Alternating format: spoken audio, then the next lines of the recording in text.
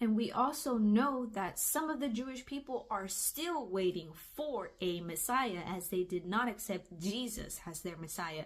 Now, this is not the entire Jewish people. It is only a few, because we do know, and we can read it in all throughout the New Testament as well, that a majority of the Jewish people did accept Jesus as their Messiah. It was just the leaders, mostly and mainly the leaders, who did not accept him as the Messiah. And it is pretty much about the same thing even today. A lot of the people are starting to come to Christ, to know Jesus as their Messiah.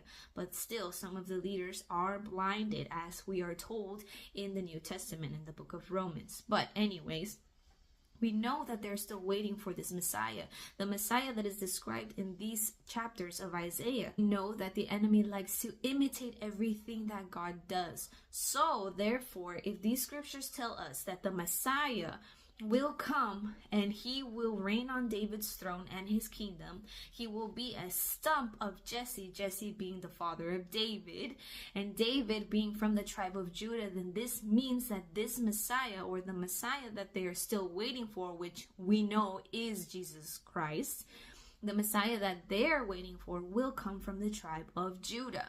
So he will be Jewish. If we look at Donald Trump, he just does not fit this description. Therefore, it's not very likely or possible that he could be the Antichrist.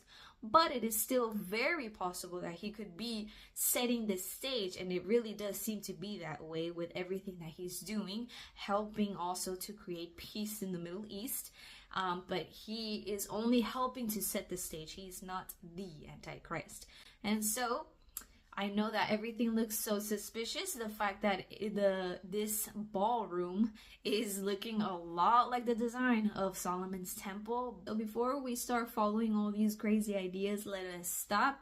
Let us test everything with the scriptures. I highly, highly, highly recommend that you start learning prophecies if you don't know them, because the majority of the Bible, over 50% of it, is Bible prophecy.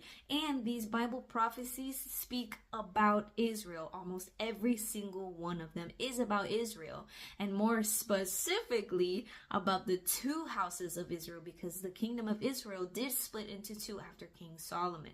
And so we have the house of Israel, also known as the house of Ephraim, and the house of Judah. So all of the prophecies in the Bible speak about these two houses, every single one of them, all the way until the end of times. And so I highly, highly, highly recommend that you learn these Bible prophecies, that you just learn your Bible in general, so that you are not easily deceived.